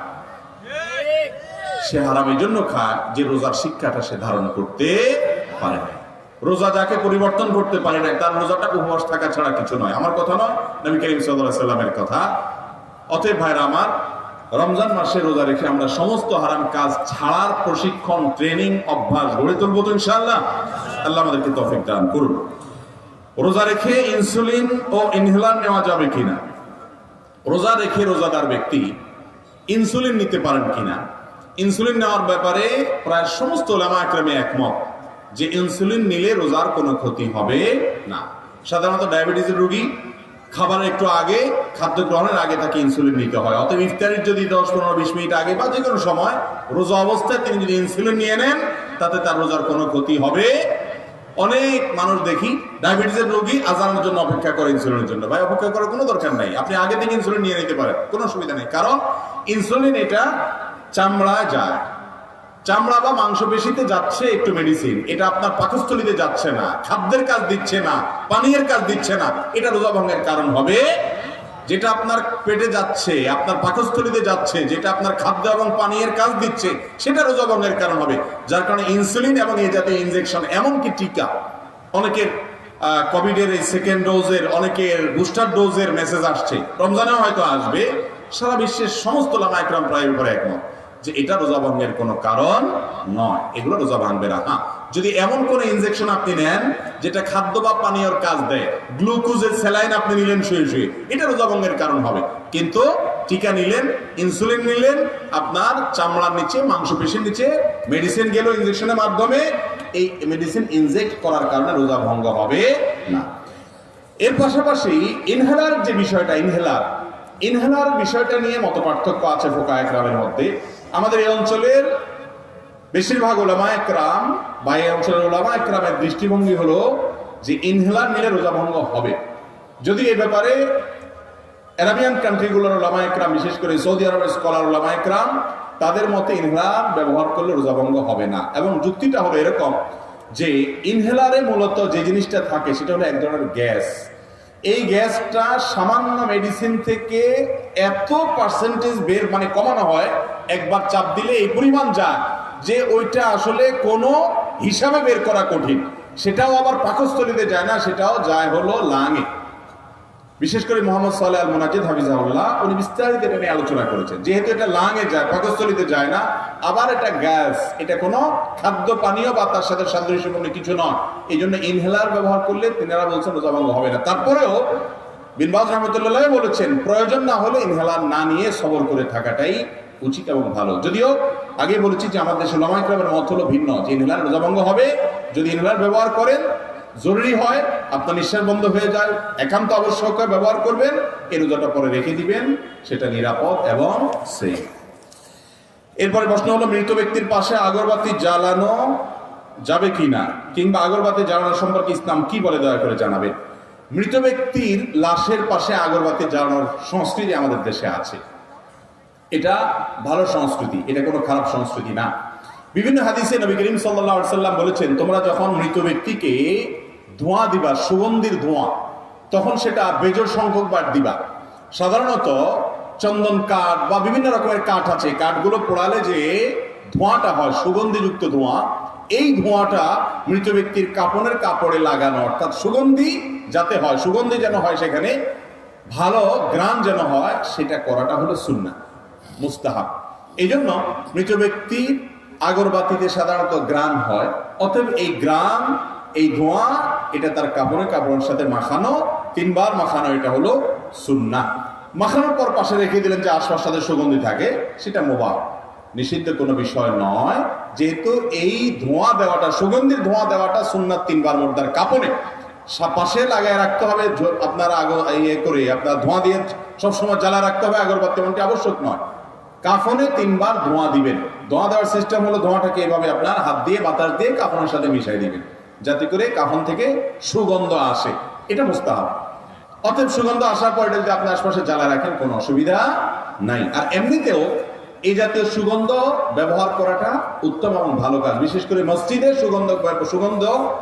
সুগন্ধিযুক্ত এই জাতীয় বিভিন্ন জিনিস ব্যবহার করা, যেগুলোতে কোনো মানুষের কষ্ট হয় না, সুগন্ধি ছড়া, সেগুলো মুস্তাহাব এবং মসজিদের আদবের অংশ বিশেষ। ওমর রাদিয়াল্লাহু তাআলা আনহু এই মসজিদের সুগন্ধি দেওয়ার ব্যাপারে অনেকগুলো নির্দেশনা তার থেকেও আসছে, হাদিসে অন্যান্য সালাফ থেকেও বর্ণিত আছে। নারীদেরকে ঘরে নামাজ পড়া ভালো, এ বিষয়ে কি কোনো হাদিস বা কোরআনের নির্দেশ আছে? ভাই, মেয়েরা মসজিদে নামাজ পড়তে যাওয়ার চাইতে বাসায় নামাজ পড়াটা অধিক উত্তম। এ বিষয়ে আবু দাউদ, মুসনাদ আহমদ সহ বিভিন্ন হাদিসের কিতাবে বর্ণিত হয়েছে যে নবী সাল্লাল্লাহু আলাইহি ওয়াসাল্লাম বলেছেন ওয়া বুয়ুতুহুন্না খায়রুল লাহুন্না, মেয়েরা মসজিদে গেলে তোমরা মেয়েদেরকে বাধা দিও না। হাদিসের প্রথম অংশ হলো তারা মসজিদে গেলে তাদেরকে বাধা দিও না, তবে মেয়েদের জন্য মসজিদে না গিয়ে বাসায় নামাজ পড়াটা অধিক উত্তম। এক সাহাবী, মহিলা সাহাবী, নবী করিম সাল্লাল্লাহু আলাইহি ওয়াসাল্লামের পেছনে মসজিদে নববীতে নামাজ পড়তেন। নবী করিম সাল্লাল্লাহু আলাইহি ওয়াসাল্লাম তাকে বলেছেন তোমার জন্য বাসায় নামাজ পড়াটা অধিকতর উত্তম। এবং তিনি আরো বলেছেন যত বাসার অভ্যন্তরে, যত ভেতরে তিনি নামাজ পড়বেন, তত বেশি তার নামাজটা কোয়ালিটিফুল হবে, সওয়াব বেশি হবে। কিন্তু বাজারে, রাস্তাঘাটে, বাস স্টেশনে এবং এরকম মার্কেট ইত্যাদিতে অবশ্যই মসজিদগুলোতে মেয়েদের নামাজের ব্যবস্থা থাকতে হবে, থাকা উচিত, যাতে করে সেখানে ডাক্তার দেখাতে এসে বা কোনো প্রয়োজনে এসে মেয়েরা নামাজ পড়ার সুযোগ পায়। আমাদের দেশে অনেক সময় দেখা যায় মেয়েদের নামাজ পড়ার তেমন কোনো ব্যবস্থা রাখা হয়, এটা অনেক বড় একটা ভুল কাজ। অনেক নামাজি মানুষ দেখা যায় নিজের বউকে রাস্তার বাইরে দাঁড় করে রেখে বা রাস্তা দাঁড় করে রেখে মসজিদের বাইরে দাঁড় করে রেখে তিনি নামাজ পড়তে হয়, এটা উচিত নয়। অতএব আজকাল বিশেষ করে ডক্টর আব্দুল্লাহ জাহাঙ্গীর রহমান একটা চমৎকার কথা বলতেন। স্যার বলতেন যে মা বোনরা বাসায় অবস্থান করবে, একান্ত প্রয়োজন হলে বাইরে যাবে, কিন্তু আজকাল যেহেতু বাইরে চলেই গেছে তারা, অতএব সেখানে গিয়ে নামাজ পড়ার ব্যবস্থা যেন থাকে সেটা চেষ্টা করা উচিত। না হলে নামাজও পড়বে না, বাইরেও গেল আমও যাবে, ছাড়াও যাবে। বিধায় অন্তত নামাজের ব্যবস্থাটা বাইরে রাখা উচিত মা বোনদের জন্য। আর সাধারণ অবস্থাতে তারা বাসায় পড়বেন, সেটাই উত্তম। কনের বাবারা প্রায় সে 3 লক্ষ বা ততোধিক মহড়া ধার্য করেন। বরেরা ছোট হয়ে যাওয়ার ভয়ে সামর্থ্য না থাকা সত্ত্বেও ওই মহরণা মেনে নেন। ইসলামী দৃষ্টিতে উক্ত মহরণা পরিষদ সম্পর্কে সদয় জানাবেন। ভাইরা আমার, এই দুনিয়াটাতে মানুষের সবচেয়ে বেশি অভাব হলো ভাবের। কিসের অভাব বলছি? ভাবের অভাব। ভাবের অভাব বুঝেন? পয়সার যতটুকু অভাব আছে তার চাইতে বেশি অভাব হলো কিসের? ভাবের। মানে ভাবসাবটা দরকার। মহরের ক্ষেত্রে একই অবস্থা হয়েছে। মহর 10 লাখ, 15 লাখ, 20 লাখ, 30 লাখ, 50 লাখ টাকা ধরছে। যে ছেলেটা বিয়ে করছে ওই বেচারার হয়তো বেতন 20,000 টাকা, 10,000 টাকা, 30,000 টাকা, কবে সেই 50 লাখ টাকা পরিশোধ করবে, তারপরেও 50 লাখ টাকা ধরবে। কারণ 50 লাখ টাকা ধরলে একটা ভাবসাব হয় যে আমার মেয়ের বিয়ের মহারণা 50 লাখ, পাবে না 1 টাকাও, ধরছে কত? 50 লাখ। এগুলো উচিত কাজ না। মেয়ের বাবারা বিশেষ করে এই কাজগুলো খুব গর্হিত কাজ করেন। যৌক্তিক মহারণা ধার্য করবেন। আপনি বিয়ে দিয়েছেন যে ছেলের কাছে, আপনি জানেন তার স্যালারি 20,000 টাকা, আপনি মহারণা 50 লাখ কোন হিসাবে ধার্য করেন? কিভাবে আপনি ডিমান্ড করেন? আপনার যদি উদ্দেশ্য হয় যে মহারণা এটা আমার প্রোটেকশন, মেয়েকে তালাক দিতে পারবে না, তো মনে রাখবেন মহারণার বড় ফিগার কখনো সংসার টেকাতে পারে। আমাদের বাচ্চা যাদের মহারণা অনেক কম ছিল জিজ্ঞাসা করেন সংসার কয়টা ভাঙছে? সব মাশাআল্লাহ এখনো জোড়া আছে। কিন্তু আজকাল 50-60 লাখ টাকা মহর ধরে এরপরে বিয়ে টিকে না। অতএব এই কালচার থেকে বেরিয়ে আসতে হবে। ইন্না আযামান নিকাহি বারাকাহ আইসারুহা মাউনা, যে বিয়েতে খরচ কম সে বিয়েতে আল্লাহ তাআলার বরকত অনেক বেশি। আর আমাদের দেশে আজকাল দেখা যায় বিয়েতে অনেক খরচ করতে পারলে মনে করি আমরা কিছু একটা করলাম, আর কম খরচে বিয়ে করলে মহর কম হলে বিয়েই করছি কিনা এটা নিয়ে সন্দেহ দেখা যায়। ঠিক না? ঠিক ভাইরা? অতএব এই কালচার আমাদেরকে পরিবর্তন করতে হবে। বিশেষ করে মেয়েদের মহর এটা সোয়াবের জন্য নয়। আপনি 50 লাখ, 30 লাখ, 20 লাখ ধরছেন, ওই ভদ্র মহিলা ওই বেচারিকে 1 টাকাও দিচ্ছেন না। এর চেয়ে বড় বিচার কি আছে? যেই মহরটা ছেলে পরিশোধ করতে পারবে ওই রকম মহর ধার্য করবেন। আর প্রশ্নে একটা কথা বলেছেন যে শর্মে পড়ে আপনি মেনে নিয়েছেন, এখন কি হবে? এখন আপনি ওই যে ফান্দে পড়িয়া বগা কান্দে ওই দশার মধ্যে আপনি পড়বেন। আপনি যদি তখন রাজি হয়ে থাকেন, হ্যাঁ ঠিক আছে আঙ্কেল অসুবিধা নেই, 50 লাখ 1 টাকা, 30 লাখ 10 টাকা, আপনি নিজে 5 টাকার মালিক না, ভাবের চোটে আপনি 50 লাখে রাজি হয়ে গেছেন, আপনি কিন্তু গর্তে ঢুকে গেছেন। এবার বউয়ের 50 লাখ টাকা দেওয়া ছাড়া কোনো উপায়। আমি একটা পরামর্শ সবসময় দেই, যারা এরকম ফেসে গেছেন, ফান্দে পড়ে গেছেন, তাদের যে কাজটা হবে তা হলো বউয়ের পা ধরে খুব অনুনয় করে বলবেন যে দয়া করে অনুগ্রহ করে আল্লাহর রাস্তে আপনি মাফ না করলে তার উপায় নাই, এত বড় ফিগার ধরে ফেলছে বাপ চাচারা, আমিও রাজি হয়ে গেছি ভাবের চোটে, তখন বুঝি নাই, এখন তো বুঝছি পুরাটাই দিতে হবে, উপায় নাই। অতএব আপনি যদি একটু মাপসাপ করে একটু লেস্টেস করে আমাকে একটু রহম করেন, উনি যদি দয়া করে দেয় আলহামদুলিল্লাহ, আর দয়া করে মাপ না করে যদি বলে ঠিক আছে তোমাকে পুরা মাফ করার দরকার নাই, তোমাকে আমি এটা চাকরি দেই, এখন থেকে আমার যে হাড়ি পাতিল দর আছে এটা তুমি অর্ধেক দেবা বা এটা দেবা, তাহলে সেক্ষেত্রে তোমার সেখান থেকে মহারণার টাকা কিছু কিছু কাটলাম, মাসে 1,000 টাকা, 2,000 টাকা, 10,000 টাকা তোমার স্যালারি ধরলাম, হাই পাতিল থালা বাসন নিয়মিত দেবা, খবরদার উল্টা পাল্টা যেন না হয়, স্যালারি কেটে দেওয়া হবে, এখান থেকে আমার মহারণ আমি কেটে নিলাম। মেয়েদেরকে ইসলাম কত মর্যাদা দিয়েছে, কত অধিকার দিয়েছে। এই সমাজ নামাজি মানুষরা পর্যন্ত এত পরিমাণ জন্য মেয়েদের পরে করে। আপনি দেখেন মহর দেয় না, মহর দেয় না, বাবার সম্পদে হক সেটা দেয় না, মায়ের সম্পদে হক সেটা দেয় না। সেদিন কে যেন আমাকে বললো, ভাই এই দেশে যত ল্যান্ডের জমির দলিল আছে তার সম্ভবত 4% বলছে মাত্র মেয়েদের নামে, আর 96% নাকি ছেলেদের নামে। তথ্যটা যদি সঠিক হয়ে থাকে বা এর কাছাকাছিও হয়ে থাকে, এটা বিরাট বড় একটা অ্যালার্মিং আমাদের জন্য। অথচ এদেশে আমাদের যত মেয়েরা আছে, ছেলেদের যেরকম সম্পত্তিতে ভাগ আছে মেয়েদের আছে না নাই, তাহলে তাদের নামে দলিল হয় না কেন? তার মানে হলো মেয়েদের প্রতি অত্যাচার করার ব্যাপারে গোটা জাতি আজ ঐক্যবদ্ধ হয়ে গেছে। জাতি ঐক্যবদ্ধ হয়ে গেছে মানে আমরা ঐক্যবদ্ধ হয়ে গেছি, সবাই মিলে ঝুলে সবাই ভোগ করছি এবং নষ্ট করছি। আল্লাহ তাআলা আমাদেরকে বুঝার তৌফিক দান করুন। বিয়ের সময় যারা এখনো বিয়ে করেন নাই, তরুণ পোলাপান যারা আছেন, যুবকরা যারা আছেন, সাবধান। 50 লাখ 1 টাকা, 30 লাখ 2 টাকা আগে ভাগে ঝগড়া করে নেবেন শ্বশুর মশাইয়ের সাথে, বাবারে আমার সাধ্যের মধ্যে থাকলে আসি আর না হলে নাই বাবা। এরপরে ফান্দে পড়ে বউয়ের কাছে মাপ চাওয়ার উপায় থাকবে না। যদিও বেশিরভাগ যুবকরা আমি বলি সব সময় বাসর রাতেই বাটপাড়ি শুরু করে দেয়, বউরে বলে পাম্পটি দিয়ে দেখো আমি তো এই যে কদিন পরে চলে যাচ্ছি ইটালি, ভিসা চলে আসবে, কত টাকা আসবে তোমার কাছে, কিসের মহরের টাকা, সবই তো তোমার। মেয়েরাও সোজা সরল বেচারীরা তখন বলে আরে কি যে বলেন না আপনি, আমি কি করবো মহরের টাকা দিয়ে, লাগবে না কিছু, এই দিল আর কি মাফ করে শেষ। তো এই জন্য এগুলো করা উচিত না। রাসূল আকরাম সাল্লাল্লাহু আলাইহি ওয়াসাল্লাম ফাতিমা রাদিয়াল্লাহু তাআলা আনহা, আলী রাদিয়াল্লাহু তাআলার সাথে যখন বিয়ে ঠিক হয়েছে, উনি নিজে বিয়ের আগে ডিমান্ড করেছেন যে আমার মহরটা অগ্রিম পেমেন্ট করা হোক। অধিকার কি মেয়েদের দেখেন। আর আমাদের সমাজে আজকাল যদি কোনো মেয়ে বাসর রাতে যদি স্বামীকে বলে যে ঠিক আছে তুমি ইতালি যাবে না জার্মানি যাবে সেটা পরে, আমার মহর টাকা দাও, তারপর সামনে কথা বলো, স্বামী তো চিন্তা করবে সর্বনাশ, এর সাথে কিভাবে ঘর করবো। অথচ ইসলাম তাকে সে রাইট দিয়েছে, আপনি তাকে সে রাইট দিতে বাধ্য। তার যতটুকু রাইট দিয়েছে ততটুকু আপনি তাকে দিবেন। আমরা মেয়েদের অধিকার দিচ্ছি না, কোথাকার কোন নারীবাদীর এসে তাদের পক্ষে চিল্লায়। আরে মুসলমান যেই অধিকার তাদেরকে কোরআন হাদিস দিছে, শুধু সেটা দিলেই তো তারা ভাইসা যায়, ঠিক না ঠিক? আল্লাহ তাআলা আমাদেরকে বুঝার তৌফিক দান করুন। শরিয়া ব্যাংকে টাকা রেখে দীর্ঘমেয়াদী লভ্যাংশ তুলে খাওয়া নিয়ে আলেমদের মধ্যে বিতর্ক আছে। এই ব্যাপারে আপনার সুচিন্তিত সুন্নাহভিত্তিক মতামত আশা করছি। ভাইরা আমার, ব্যাংকে টাকা রেখে লভ্যাংশ খাবেন, মাসিক মুনাফা খাবেন, এটাকে শুবহাতের মধ্যে অন্তর্ভুক্ত আমরা মনে করি, সংশয়পূর্ণ। আপনার একটা হলো ব্যাংকে টাকা ডিপোজিট রাখতে হবে, বাসা বাড়ি রাখলে চুরি ডাকাতি হবে, নিরাপত্তার অভাব হবে, সেজন্য আপনি ব্যাংকে রাখবেন এবং যে ব্যাংকগুলো ইসলামী ব্যাংকিং করে তার জন্য কমিটমেন্ট তারা আপনাকে দিয়েছে সেগুলোতে রাখবেন। কিন্তু আপনি ব্যবসা করার সুযোগ আছে, অন্য কোথাও ইনভেস্ট করার সুযোগ আছে, সেটা না করে ব্যাংকে রেখে আপনি মাসে মাসে মুনাফা খাচ্ছেন। ইসলামী ব্যাংকগুলো যদি দেয় সেটাও আমি বলি যে শুবহাতের অন্তর্ভুক্ত, অর্থাৎ সংশয়পূর্ণ।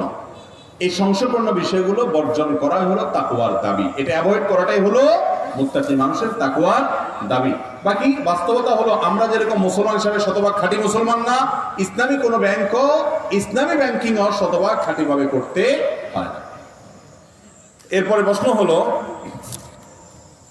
আমার ছেলে যদি অসৎ পথে ইনকাম করে, যা আমি অপছন্দ করি, তার কাছ থেকে খরচ নেওয়া কি আমার উচিত হবে? শরীয়ত কি বলে?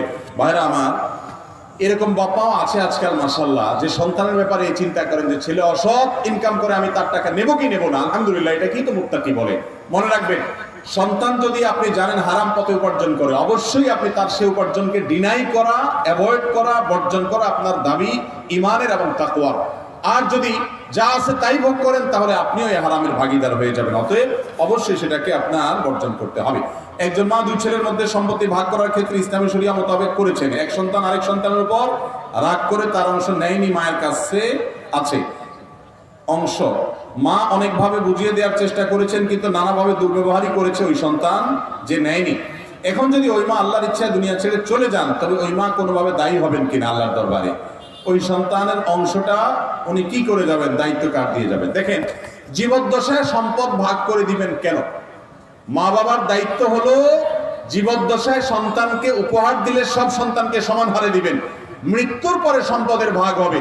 আপনি যদি দুনিয়াতে জীবদ্দশাতেই সম্পদ ভাগ করে ফেলেন, তাহলে সেই ক্ষেত্রে সেই ভাগ এটা কিন্তু অনুচিত কাজ। যদি এমন হয় যে আপনি মনে করলেন যে মৃত্যুর পরে সম্পদের সমান বন্টন তারা করবে না, জুলুম করবে একে অন্যের, সেক্ষেত্রে আপনি ওসিয়ত করে যাবেন যে তোমরা কোরআন হাদিস অনুযায়ী এভাবে বন্টন করবে। তারপরে যদি কেউ না মানে বা রাগ করে তারটা না নেয়, এই জন্য মায়ের কোনো গুনাহ হবে না ইনশাআল্লাহ। রোজার ক্ষেত্রে কেউ যদি ভুল করে কিছু খেয়ে ফেলে, তার কি রোজা কাজা হবে? রোজার মধ্যে একটা সুবিধা হলো যে কেউ যদি রোজা রেখে ভুলে কিছু খায়, তার রোজার ভঙ্গ হবে না, কোনো কাজা করতে হবে না, রোজা যেমনি আছে এমনি থাকবে। ধরেন প্রথম রমজানের শুরুর দিকে এরকম হয় যে হঠাৎ করে পানি খেয়ে ফেলেছেন, বাদাম খেয়ে ফেলেছেন, কিছু একটা খেয়ে ফেলেছেন, আপনার মনে নাই যে রোজা রয়েছেন, তো এটা কারণে রোজা ভঙ্গ হবে না। বরং মাসআলা হলো, কেউ যদি রোজার মধ্যে পানি খায় অথবা কিছু খায়, আপনি দেখেন খাচ্ছে, আপনি তাকে বাধা দিয়েন না। যদি সে ক্ষুধার্ত হয় খেতে দেন, খানা শেষ হয়ে গেলে মোটামুটি পেট ভরে গেছে, এরপর বলবেন ভাই এবার থামো, তুমি তো রোজা আছো। কারণ ভুলে খাইলে সেটার কোনো হিসেব আল্লাহ নিবেন না। যার কারণে এই সুবিধাটা আছে যে আপনি ভুলে খাইলেন, অতএব আপনি জানেন না রোজার কথা, এরকম হতে পারে, কিন্তু আপনি জানেন ঠান্ডা মাথা, হ্যাঁ, না জানার বা ভুলার ভান করলে কিন্তু হবে না, সেক্ষেত্রে কিন্তু রোজা ভেঙে যাবে। মেয়েরা ঘরের বাইরে পারফিউম ব্যবহার করতে পারবে কিনা? মেয়েরা তাদের পুরুষদের মতো শরীরে যে দুর্গন্ধ আছে, এই দুর্গন্ধ দূরের জন্য স্বাভাবিক যে প্রসাধনী আছে সেগুলো বাসার মধ্যে তারা ব্যবহার করতে পারবেন। বাসার বাইরে যদি যান, তাহলে সেক্ষেত্রে যদি কোনো পারফিউম ইত্যাদি ব্যবহার করেন, এমন প্রসাধনী ব্যবহার করেন যেটার সুগন্ধি অন্য পুরুষের পুরুষকে আকৃষ্ট করে, এর গ্রাম চতুর্দিকে ছড়িয়ে পড়ে, তাহলে এটা হারাম। নবী করিম সাল্লাল্লাহু আলাইহি ওয়াসাল্লাম বলেছেন, কোন মহিলা যদি এরকম সুগন্ধি ব্যবহার করে বাহিরে যায়, ওই মহিলা জান্নাতে যাওয়া তো দূরের কথা, জান্নাতের গ্রামও পর্যন্ত পাবে না। অতএব এই বিষয়ে আমাদের সাবধান থাকতে হবে। মা বোনদের, এমনকি নামাজের জন্য মসজিদে যায়, সেও যদি সুগন্ধি ব্যবহার করে ভাবে অন্যদেরকে আকৃষ্ট করে, এটা গুনাহের কথা। একজন মুসলিম নারী, তার মধ্যে তার মধ্যে ব্যক্তিত্ব বোধ থাকবে, তার মধ্যে আত্মসম্মান বোধ থাকবে, তার মধ্যে আত্মমর্যাদা বোধ থাকবে। আমাকে নিয়ে অন্য পুরুষরা বাজে চিন্তা করবে, মনে মনে আমাকে রেপ করবে, আমাকে নিয়ে সে কল্পনার জগতে অপকর্মে লিপ্ত হবে। এটা কোনো মুসলমান নারী করতে দিতে পারে, এটা কোনো সম্ভ্রান্ত নারী করতে দিতে পারে না। আপনি সেজেগুজে বের হলেন, পারফিউম লাগিয়ে বের হলেন, আপনার সুগন্ধি বিভিন্ন মানুষের নাকে গেল, আপনার সৌন্দর্য বিভিন্ন পুরুষ অবলোকন করলো, আপনাকে নিয়ে বাজে কল্পনা জল্পনা করবে, এটাই স্বাভাবিক, এটাই নেচার। তাহলে এটা কখনো আপনার সম্মানের সাথে যেতে পারে না। এরপরে প্রশ্ন হলো, আমার স্বামী ও সন্তান আছে, আমার চাকরির বেতন থেকে প্রতি মাসে একটা নির্দিষ্ট টাকা আমার বাবা মাকে দিয়ে থাকে, কিন্তু তারা আমার সব টাকা নেবার জন্য চাপ দেয় এবং না দিলে অভিশাপ দেয়। এই অবস্থায় আমার করণীয় কি? দেখেন, একটু আগে বলছিলাম যে মেয়েদের প্রতি যে কতভাবে জুলুম আমাদের সমাজে হয়, এটাও একটা তার দৃষ্টান্ত। মেয়েরা যদি কোনো উপার্জন করে, বাসা বাড়িতে বসে অনলাইনে কোনো উপার্জন করলেন, কোনো ব্যবসা পরিচালনা করলেন, অথবা পর্দার মধ্যে থেকে তিনি উপার্জন করলেন, চাকরি করলেন, মেয়েদের পরিবেশে মেয়েরা চাকরি করলেন, পর্দার বিধান লঙ্ঘন করলেন না, তার যে উপার্জন হবে এটার মালিক কে? স্বামী না মেয়ের বাবা? কথা বুঝেন নাই? একজন নারী বিয়ে হয়ে গেছে মনে করে, তিনি যে উপার্জন করছেন, তার যে আয় ইনকাম আছে হালাল পথে, এটার মালিক কি ওই মহিলার স্বামী হবে না তার বাপ হবে? স্বামী। মাশাআল্লাহ, প্রত্যেকের উপার্জনের মালিক সে। ইসলাম আর্থিক বিষয়গুলোতে এত পরিষ্কার করে বলে দিয়েছে, মহিলার উপার্জনের সম্পদের সম্পূর্ণ মালিকানা এখতিয়ার কার? ওই মহিলার নিজের। স্বামীরও সেখানে অধিকার নাই হস্তক্ষেপ করার, বাবা মারও অধিকার নাই সেখানে হস্তক্ষেপ করার। বিশেষ করে অনেক বাবা মা আছে এরকম, না সব আমাকে দিয়ে দাও। অন্যায় ভাবে যদি বাবা মা দিতে বলে, না দিলে বদদোয়া করে, এতে কোনো ক্ষতি হবে না। উল্টা পাল্টা বদদোয়া করলে সেটা লাগবে না। তবে একজন নারী তিনি তার সম্পদ থেকে, উপার্জন থেকে অবশ্যই বাবা মার সেবা করবেন, স্বামীকে কিছু উপহার দিবেন, সম্পর্ক এবং সৌহার্দ্য তৈরি হবে, ভালোবাসা তৈরি হবে, সেটা আরেক জিনিস। এরপরে প্রশ্ন হলো, শবে কদরের রাতে কি আমল করব? শবে কদরের রাত এটাকে আমরা 27 রাতেই ফিক্সড মনে করি, যদিও নবী করিম সাল্লাল্লাহু আলাইহি সাল্লাম বলেছেন, তাহাররাউ লাইলাতুল কদরি ফিল ভিত্রি মিনাল আশরিল আওয়াখির মিন রমাদান।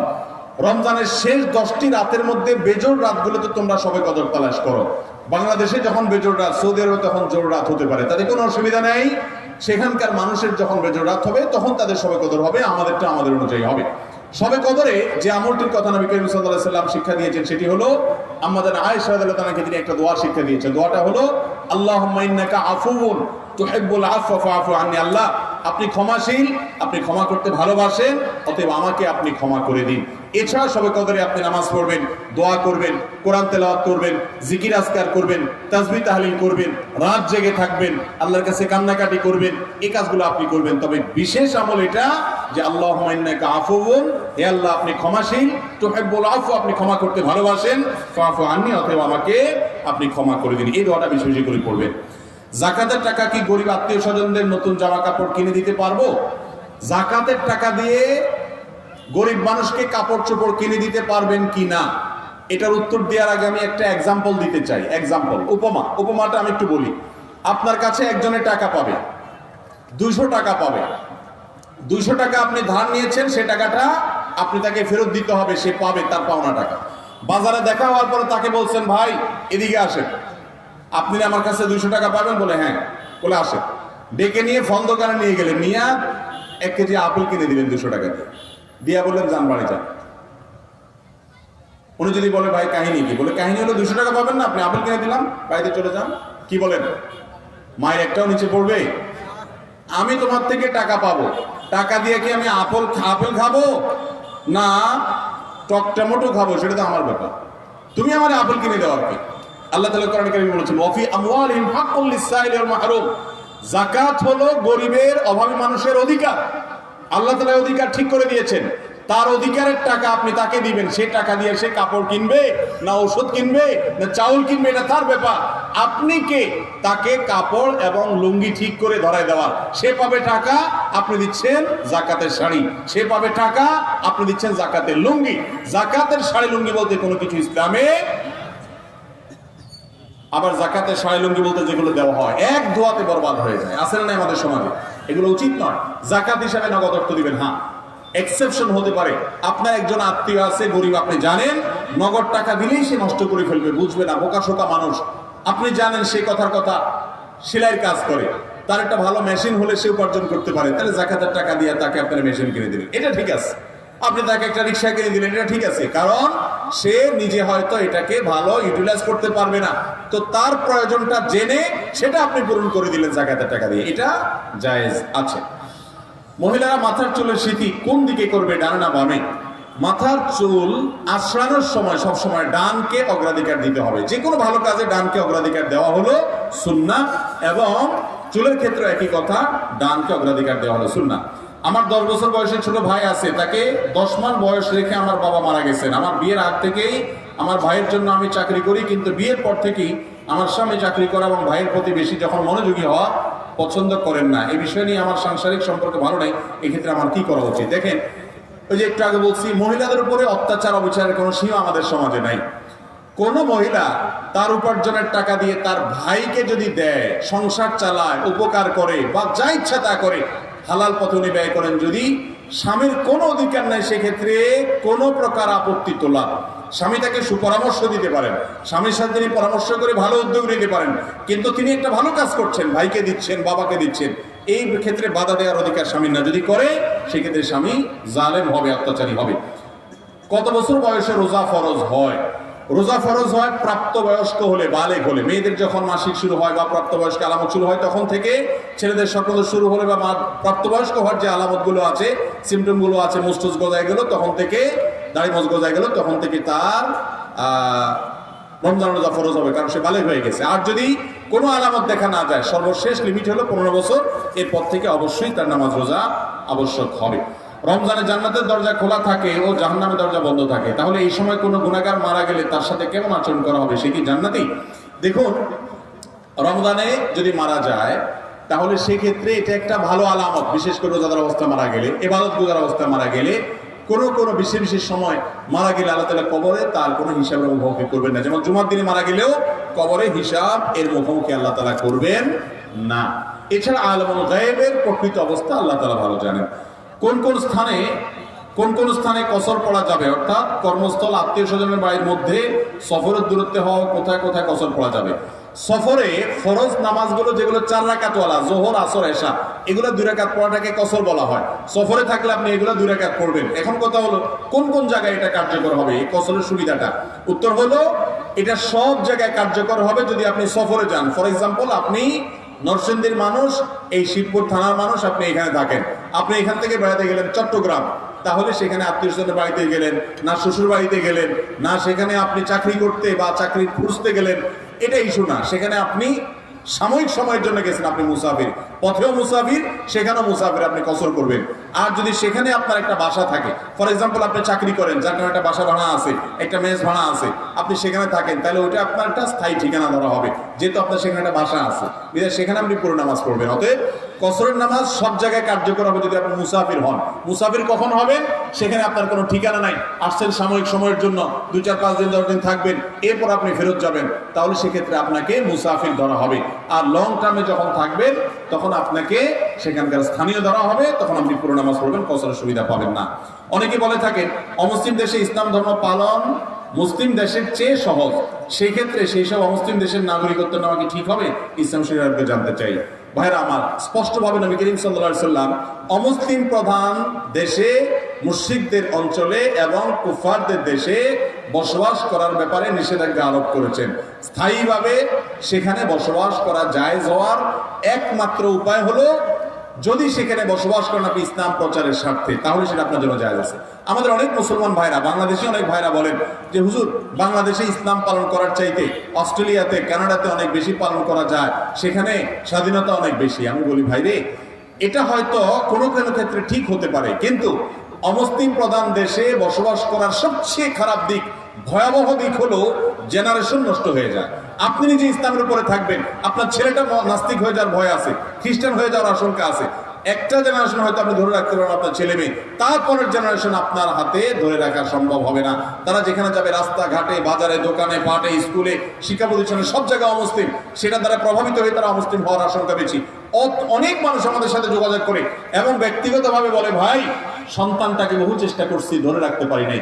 ঢাকা এয়ারপোর্টে একবার এক ভদ্রলোক ইংল্যান্ড থেকে এসেছেন, আমাকে জড়ায় ধরে খুব হাওয়া করে কাঁদলেন, বলে যে ছেলেটা আমার ইসলাম ত্যাগ করে ফেলেছে, আমার দুঃখের কোনো শেষ নাই।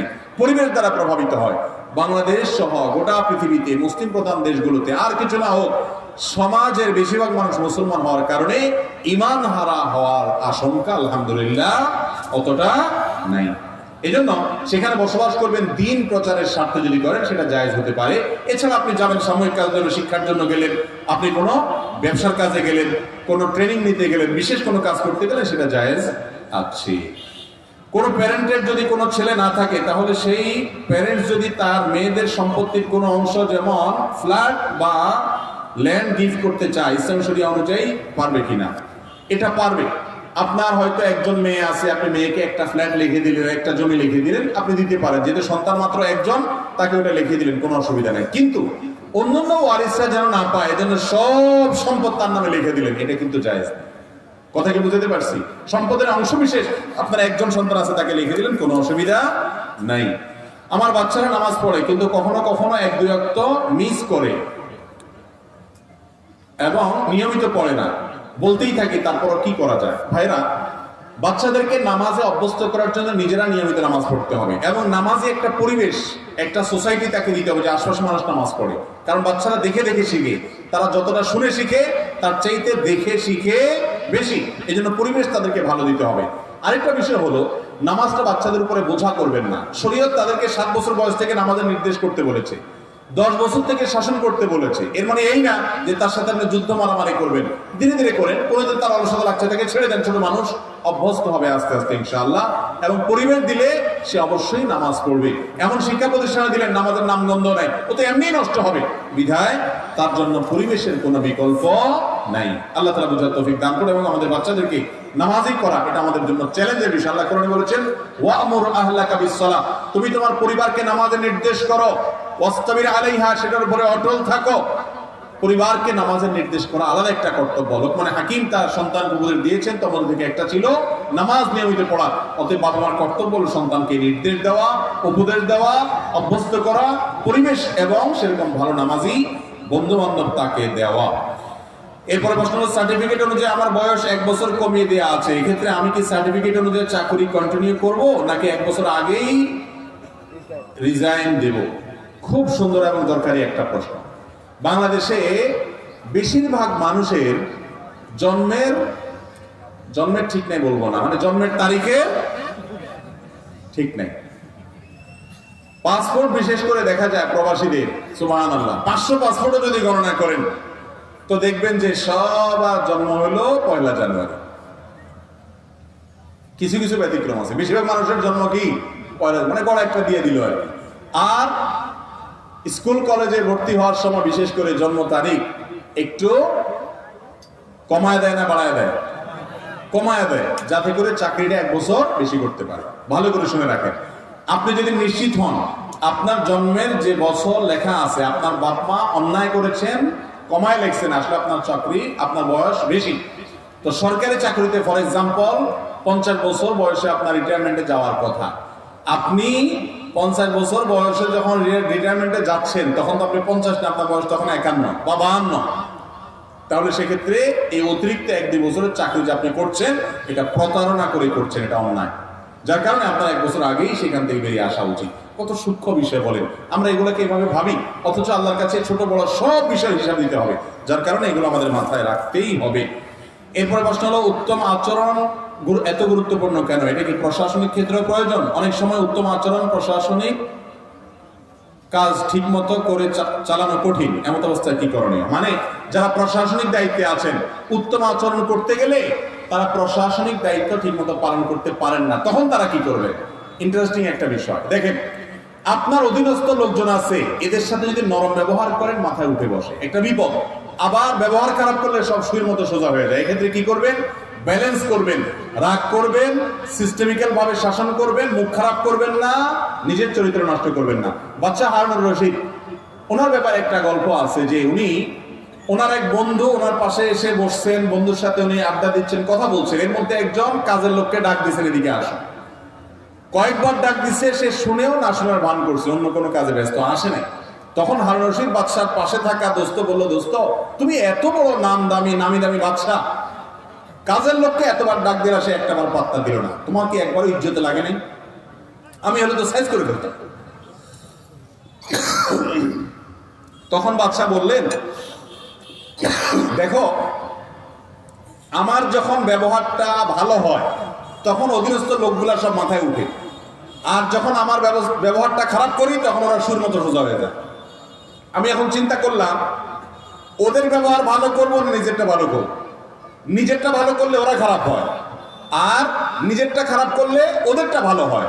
তো আরেকজনটা ভালো করতে গিয়ে আমি খারাপ হলে আমারই তো লস হলো। তার চাইতে ওদের কপাল ওরা পড়ুক, আমি অন্তত ভালো থাকার চেষ্টা করি। এর মানে হলো যে আপনি মুখ খারাপ করবেন না, গালমন্দ করবেন না, তবে সিস্টেমিক্যাল ভাবে অবশ্যই শাসনের যে উপায়গুলো আছে সেগুলো গ্রহণ করবেন। ভাইরা আমার, যে প্রশ্ন আছে আমি ভুল বলছি বলতো, আগামী 2 দিনও শেষ হবে।